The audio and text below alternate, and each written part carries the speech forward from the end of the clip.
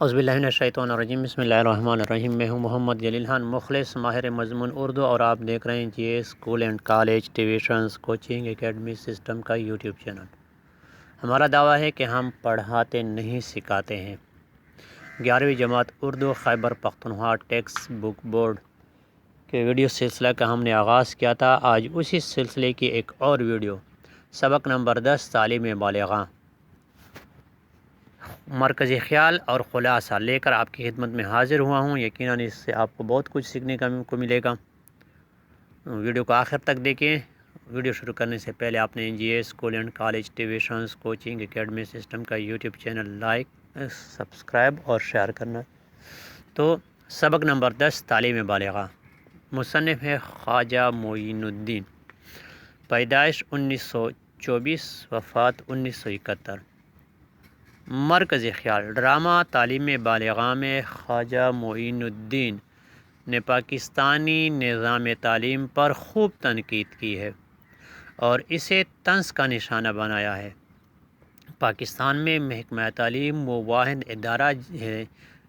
واحد ادارہ ہے جسے ہم یتیم کہہ سکتے ہیں، چونکہ تعلیمی نظام زوال اور انحطاط کا شکار ہے۔ اسی بنا پر ملک بھی رو بزوال ہے۔ یہاں بچوں کے لیے مناسب تعلیمی ادارے، کتابیں، اساتذہ اور دیگر سہولیات دستیاب نہیں۔ ملک میں اتحاد و تنظیم کا پہلے ہی بیڑا غرق ہو چکا ہے۔ اگر مزید غفلت کا مظاہرہ کیا گیا تو جو تھوڑا بہت یقین محکم بچا ہے وہ بھی ہاتھ سے نکل جائے گا۔ سبق کا خلاصہ، تعلیم بالغاں کا خلاصہ۔ تعلیم بالغاں خواجہ معین الدین کا لکھا ہوا ڈرامہ ہے۔ اس ڈرامے میں اس نے پاکستان کے تعلیمی نظام پر پر اثر انداز میں طنز کیا ہے۔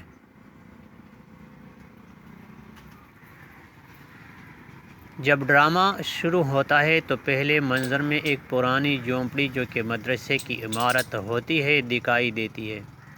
اس میں 3 گڑھے رکھے ہوئے نظر آتے ہیں، جن میں 2 گڑھے ٹوٹے اور ایک صحیح سلامت ہوتا ہے۔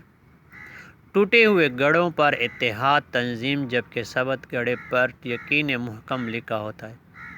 اس مدرسے کے معلم استاد محبت علی چارپائی پر بیٹھے ہوتے ہیں اور ان کے بالغ شاگرد بھی اپنے اوزار کے ساتھ دکھائی دیتے ہیں۔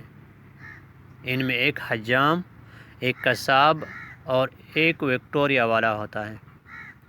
استاد صاحب کو محکمہ تعلیم کو لکھی گئی درخواست پڑھنے کو کہتا ہے جو وہ پڑھ نہیں سکتا اور استاد سے ڈانٹ کھاتا ہے۔ وہ نہ تو وزیر تعلیم درست پڑھ سکتا ہے، نہ اقبالہ اور نہ ہی انڈر لائن کا مطلب جانتا ہے، جس سے وہ استاد کی طنز